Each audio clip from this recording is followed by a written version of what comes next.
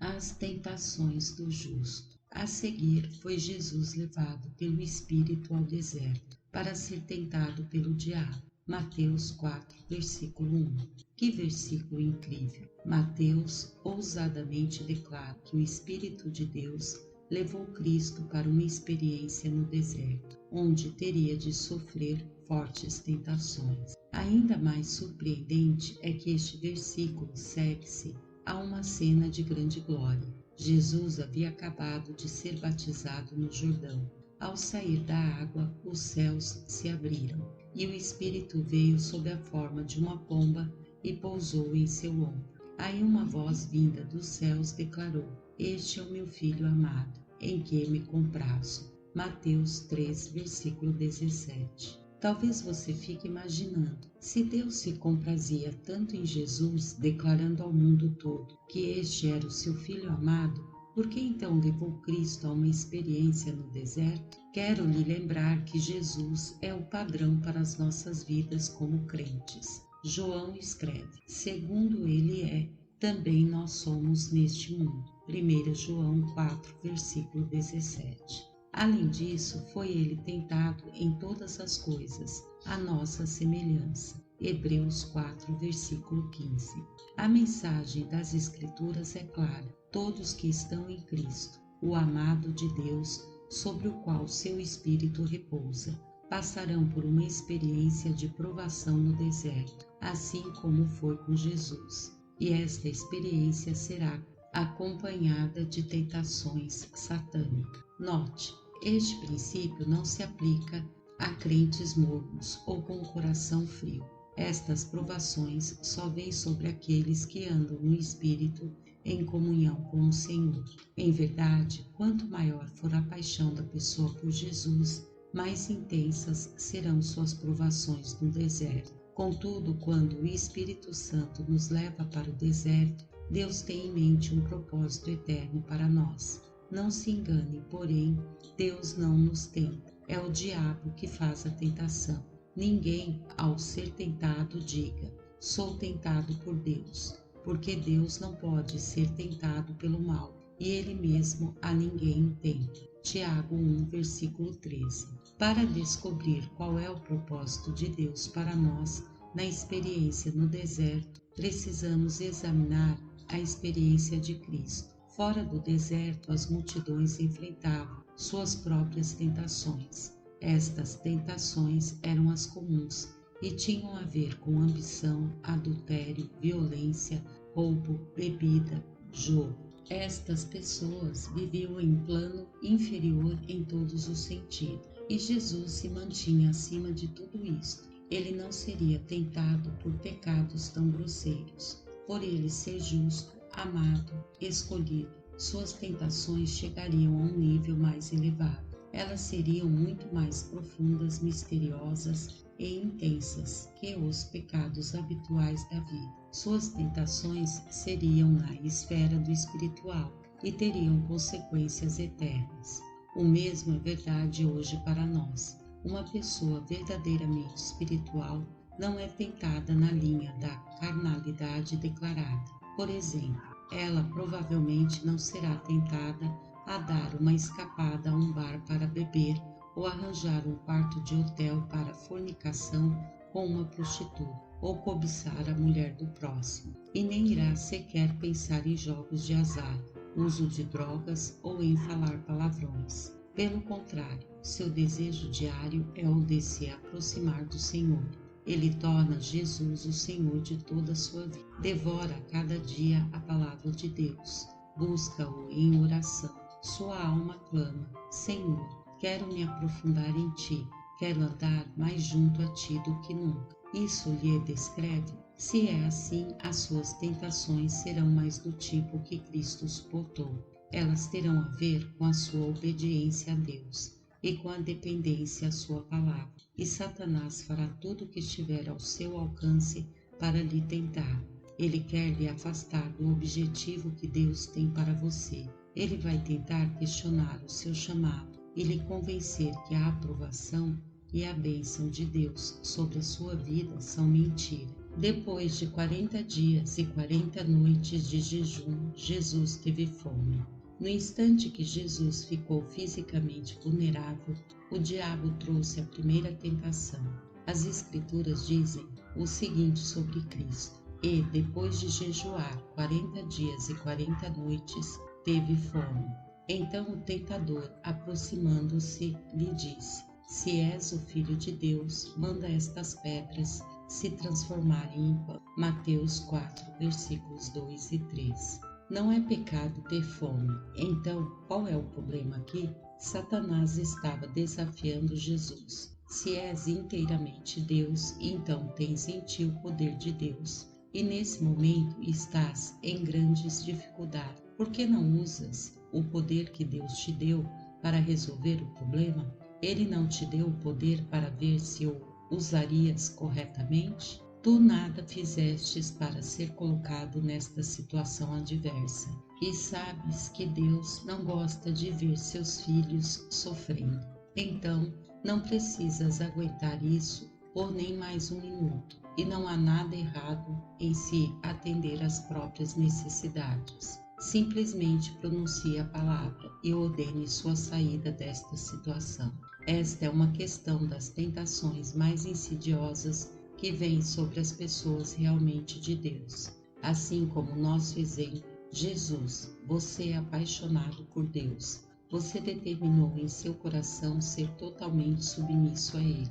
Então o Senhor o leva a uma experiência no deserto e você aguenta um longo período de provação e aridez. Depois de um certo tempo, vêm as perguntas. Você começa a se desorientar, se questionando sobre os propósitos eternos de Deus para a sua vida. E ao tentar orar e conquistar a vitória, as tentações de Satanás parecem mais terríveis do que nunca. Esta foi a experiência de Davi. O Espírito Santo levou este homem piedoso a uma prolongada experiência de deserto. Com o tempo, Davi ficou tão desencorajado que achava que o mundo inteiro havia enlouquecido. Ele clama: já não há homens piedosos, desaparecem os fiéis entre os filhos dos homens. Salmo 12, versículo 1. Falam com falsidade uns aos outros, falam com coração fingido. 12, versículo 2. Davi entrou em aflição por tanto tempo que ficou zonzo de tanto desespero. Disse: até quando estarei com tristeza no coração cada dia? Salmo 13, versículo 2. E ficou imaginando quando isso iria acabar. Até quando, Senhor? Esquecer-te-ás de mim para sempre? Até quando ocultarás de mim o rosto? Até quando estarei eu relutando dentro em minha alma, com tristeza no coração cada dia? Até quando se erguerá contra mim o meu inimigo? Salmo 13, versículo 1 e 2. Ele estava perguntando a Deus: Senhor, por que tenho de enfrentar uma batalha na alma tão profunda e inexplicável? E até quando vai durar? Vou ter de dar um jeito nisso sozinho? Não consigo descobrir o porquê de tudo. No Salmo 35, Davi fala de uma armadilha que seus inimigos lhe prepararam. Sejam confundidos e cobertos de vexame os que buscam tirar minha vida, pois sem causa me tramaram laços, sem causa abriram cova para minha vida. Salmo 35, versículos 4 e 7. Que laços são esses? É a mesma tentação que Satanás lançou contra Jesus. O inimigo quer que você haja independentemente do Pai. Quando você está em meio à batalha, o diabo diz: o seu sofrimento não vem de Deus, você não tem de aguentar isso. Você possui em si o poder de Deus através do Espírito Santo. Então você não tem de aguentar isso mais um dia. Simplesmente ordene seu livramento. Diga a palavra. Liberte-se dessa agitação. Satisfaça sua fome. O primeiro esquema de Satanás foi o de criar perda de poder. Ele esperava que Deus não atendesse caso Jesus pedisse pão. Se faltasse o poder do céu, então Cristo poderia duvidar de sua própria divindade e se desviar de seu propósito eterno na terra. Segundo, Satanás sabia que Jesus foi enviado para cumprir só o que o Pai lhe mandasse. Então ele intencionava convencer Cristo a desobedecer aqui para o seu próprio benefício. Desse jeito, se Jesus usasse o seu poder naquela hora para evitar o sofrimento, ele poderia fazer o mesmo mais tarde para evitar a cruz. O diabo tem usado esta mesma tentação com multidões de seguidores de Cristo. Estes crentes eram verdadeiramente famintos por Deus, eram ungidos, cheios de oração, cheios do poder do Espírito Santo, mas então foram levados para o deserto do sofrimento, da necessidade e do desespero, e Satanás os tentou, levando-os a duvidar de que a aprovação era conduzida por Deus e levando-os a usar o poder de Deus para se salvar.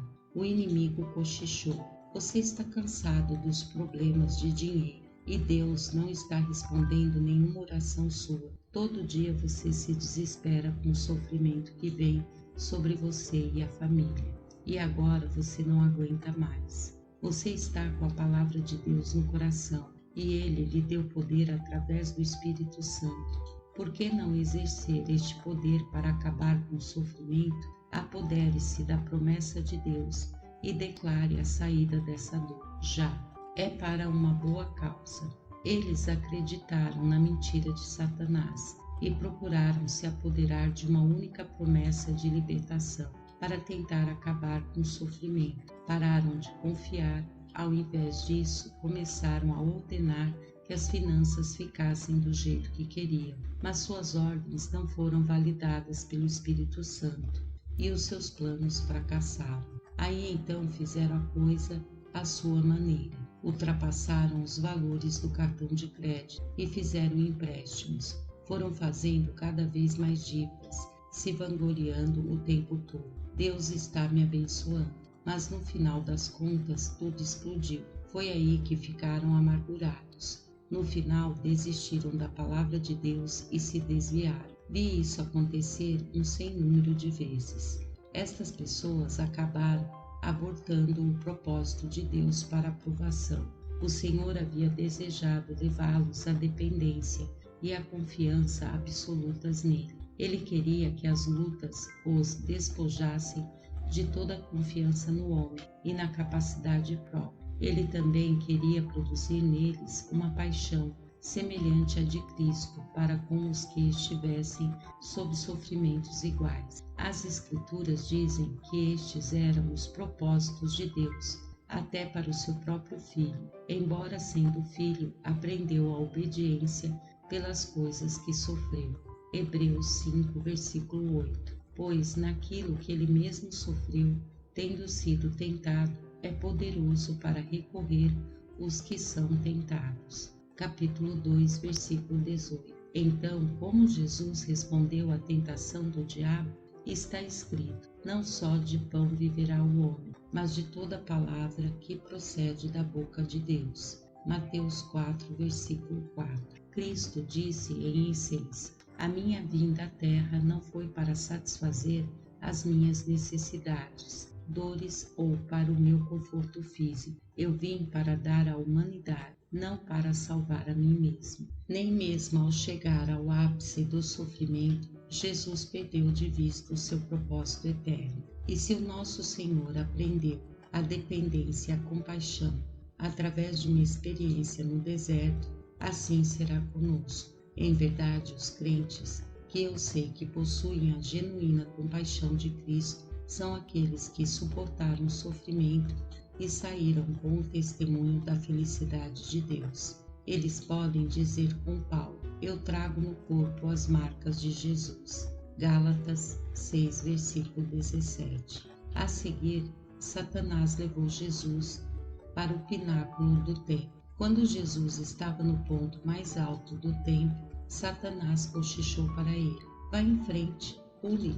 Se és verdadeiramente filho de Deus, ele te salvará.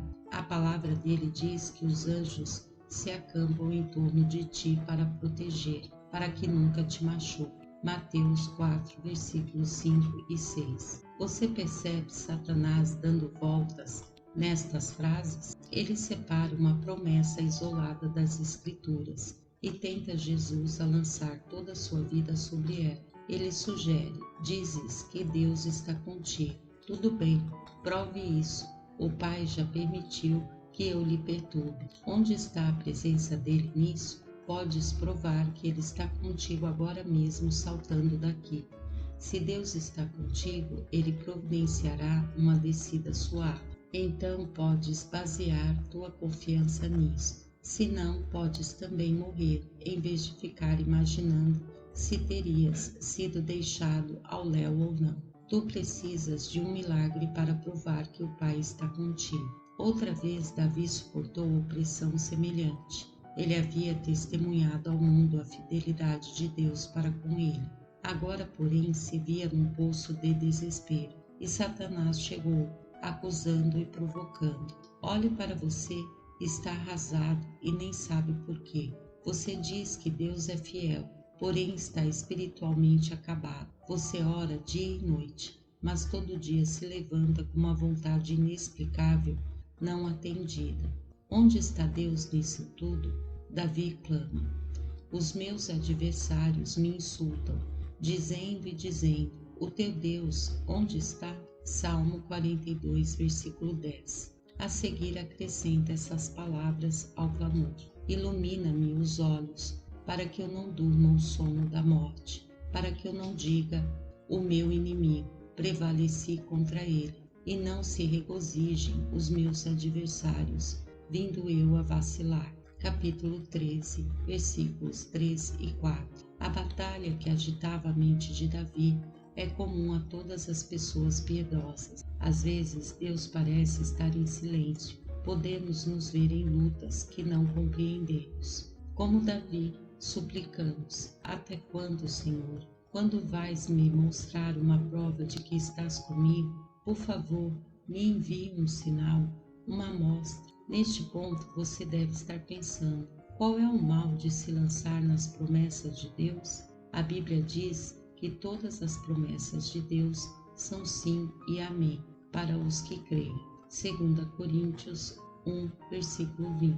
Realmente somos livres pelas fiéis promessas de Deus, mas há um sério perigo para a pessoa que separa um versículo do resto das Escrituras e lança toda a sua fé sobre ele. Dou um exemplo. Conheço uma senhora que estava em total desespero com as finanças. Ela precisava de uma série de milagres simplesmente para sobreviver.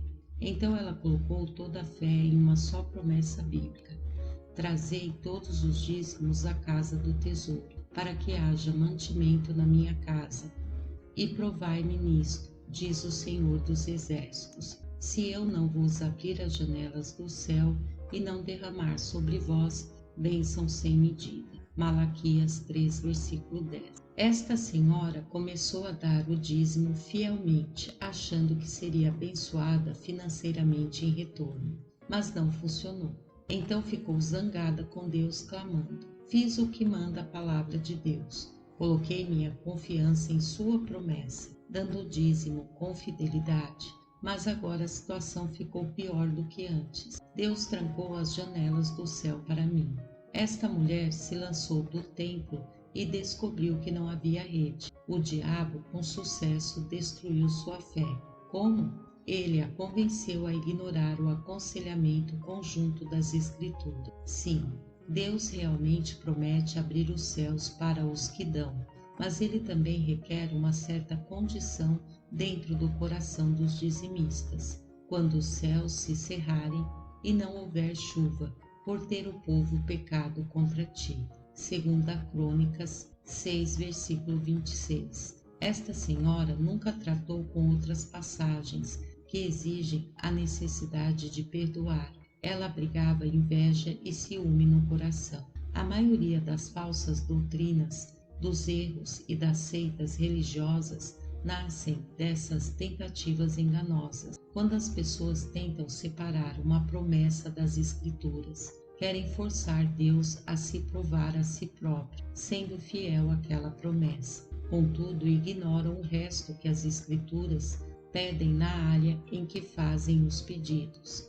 Esta é a razão da resposta prévia de Jesus a Satanás. Não só de pão viverá o homem, mas de toda palavra que procede da boca de Deus. Mateus 4, versículo 4. Bem, no topo do templo, considero profundo o fato de Deus ter permitido que seu filho fosse levado a um ponto de decisão tão perigoso e por Jesus ser inteiramente humano e inteiramente Deus.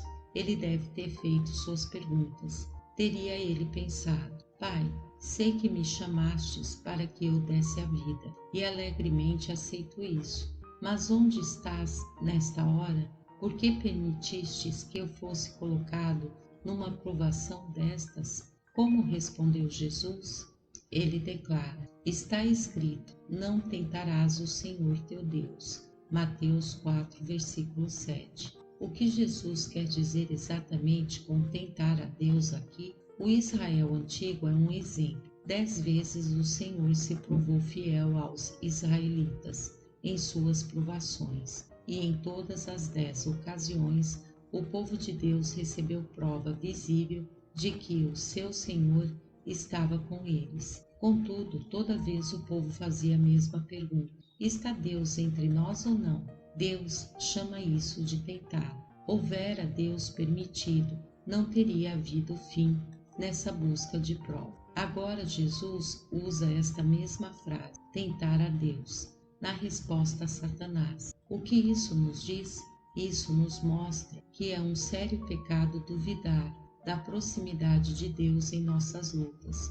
Não importa o quão derrubados estejamos, ou quanto é pequena a evidência que temos da presença de Deus, não podemos questionar se Ele está conosco. Com muita frequência, os cristãos colocam Deus à prova em suas experiências no deserto. Dizem: Senhor, não vou conseguir, a menos que mostres uma prova de que estás comigo. Satanás está me acusando e não consigo deixar de pensar que ele está ganhando a parada.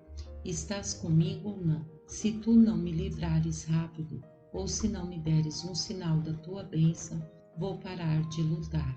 Porém, assim como com Israel, Deus já nos deu uma enormidade de provas. Primeiro, temos na sua palavra múltiplas promessas da proximidade dele conosco. Segundo, temos a nossa própria história pessoal com Deus, o testemunho das muitas libertações que ele operou em nossas vidas. Terceiro, temos a Bíblia repleta de testemunhos da presença de Deus ao longo dos séculos de lutas e dificuldades. Sem dúvida, o nosso Senhor já se provou a nós uma vez após outra, mas ainda exigimos uma prova física.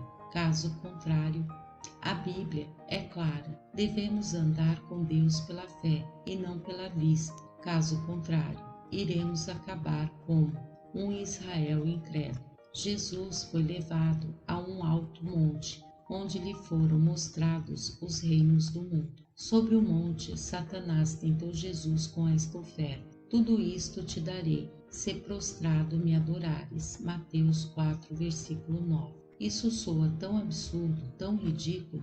Como poderia alguém achar que fosse tentação? Satanás realmente acreditou que Jesus seria tentado por isso?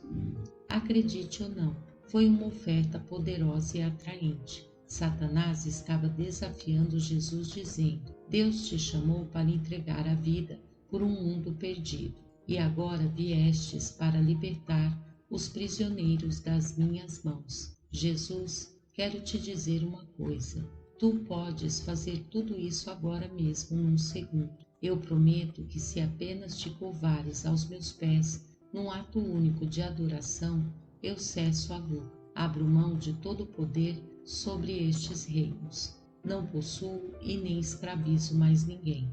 Acabam a escravidão demoníaca, o assédio vindo dos meus principados e potestades. Sei que amas a humanidade o suficiente para te tornar amaldiçoado por Deus em favor deles. Então, por que esperar? Tu podes te sacrificar agora mesmo e libertar o mundo a partir deste instante. Isso, na verdade, repete as palavras do apóstolo Paulo: porque eu mesmo desejaria ser anátema, separado de Cristo, por amor de meus irmãos, meus compatriotas, segundo a carne. Romanos 9, versículo 3. Aqui Satanás estava trabalhando na compaixão humana de Cristo. Estava tentando Jesus com uma visão de um mundo onde o diabo abdicaria de governar os ímpios, tudo em troca de um lar. Porque Satanás estava querendo deixar todo o seu poder por isso? Mais uma vez ele estava tentando salvar a própria pele. Satanás sabia que seu destino eterno seria selado no Calvário. Então, se ele simplesmente conseguisse evitar que Jesus fosse para a cruz, poderia se livrar deste destino. E convencendo a Cristo a desistir agora, a cruz poderia nunca acontecer. O diabo estava dizendo basicamente: seja amaldiçoado, Jesus, para salvar o mundo já. Você pode estar pensando: o que isso tem a ver comigo? Respondo que Satanás ainda continua tentando o justo, oferecendo a mesma coisa. Explico. Primeiro, Satanás sabe que os crentes consagrados nunca se dobrarão a ele para realizar qualquer ato de adoração. Então, por isso, ele chega a nós com ameaças e acusações. Ele diz: você não precisa me adorar, pois já tenho acesso à sua carne. Conheço todas as suas fraquezas e tendências, e as tenho alimentado desde a sua infância, e posso lhe atormentar com isso à vontade. Não há vitória para você na cruz. Todas as promessas da aliança são mentira. Detenho o controle absoluto sobre a sua natureza adâmica, aquele pecado que habita em você. Já lhe provei isso várias vezes. Você sabe que eu posso lhe subjugar a hora que eu quiser, quando você menos espera. Então, vá em frente e testifique da sua liberdade em Cristo. No momento em que estiver cantando o maior dos louvores, dominarei sua mente com o mal. Vou levar o pecado a você de um jeito tão poderoso que você entrará em desespero para estar livre. Você não tem poder, até mesmo agora você cede à mais leve tentação. Conheço ministros que estavam libertos da escravidão ao pecado há décadas. Aí, mais tarde na vida, uma hora de grande unção ou de bênção, a velha lascívia apareceu. O inimigo a colocou diante deles para tentar lhes amedrontar e produzir pensamentos de condenação. Isso aconteceu comigo algumas vezes durante o ministério. O inimigo me perseguiu com maus pensamentos e me disse que a aliança era mentira, que eu era impotente contra o domínio do pecado e que ele iria sempre se levantar em mim. Como devemos responder às acusações de Satanás? Resiste ao diabo e ele fugirá de vós. Tiago 4, versículo 7. Não importa quantas tentações Satanás lança contra você, você não precisa ter medo de nenhum pecado do passado. Se o sangue de Cristo cobriu este pecado, então o diabo não pode fazer coisa alguma para separá-lo do Pai. É claro que você sempre possuirá a natureza pecaminosa habitando em si e sempre enfrentará bruscas surpresas do pecado. Mas o Espírito Santo é fiel para dizimar antigas luxúrias, quando o invocamos para mortificá-las. Ele não permite que elas nos destruam. As promessas da aliança de Deus nos libertam do poder e do domínio do pecado. O diabo deixou Jesus e os anjos o serviram. Imagine você chegando até Jesus no 41º dia, o dia imediatamente após as tentações no deserto. A face dele brilha, pois anjos refrigeraram seu espírito. Ele se rejubila louvando o Pai, pois conquistou grande vitória, venceu as tentações do inimigo. Você vê Jesus exultando vida e confiança. Ele agora está pronto para enfrentar os poderes do inferno. Então, com ousadia, sai a caminho das grandes cidades que jazem nas trevas. Ele prega o evangelho seguro da palavra de Deus e cura os doentes, sabendo que o Pai está com ele. Agora, examinando sua própria vida, você vê exatamente o oposto. Você ainda enfrenta sua árida experiência no deserto, suportou ardorosos ataques de Satanás e a alma está destroçada. Você não consegue evitar o pensamento: Jesus nunca passou por provações como as minhas. Ele estava acima de tudo isto. Você vai à igreja com a cabeça desse jeito, tentando, testado, desesperado. E agora na sua frente está o pastor, um homem que parece forte na fé.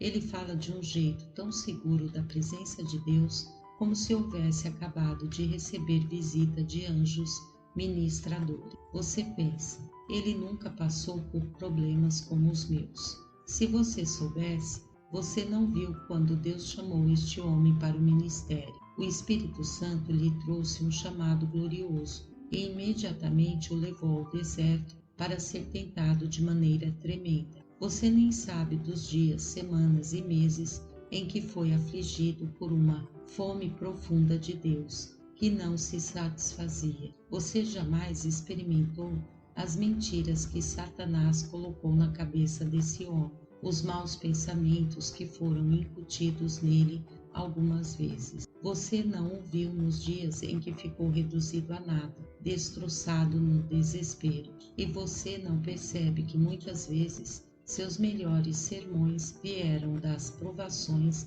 na própria vida. Paulo nos previne a não medirmos nossa justiça com aquela que achamos ser a do outro, porque não ousamos classificar-nos ou comparar-nos com alguns que se louvam a si mesmos, mas eles, medindo-se consigo mesmos e comparando-se consigo mesmos, revelam insensatez. 2 Coríntios 10, versículo 12. Não conseguimos ler o coração dos outros. Quem teria dito no 41º dia que Jesus havia acabado de sair de uma longa e terrível tentação? Quem poderia dizer que a glória que viram nele brotava de um combate pior que qualquer outro que poderiam um dia enfrentar?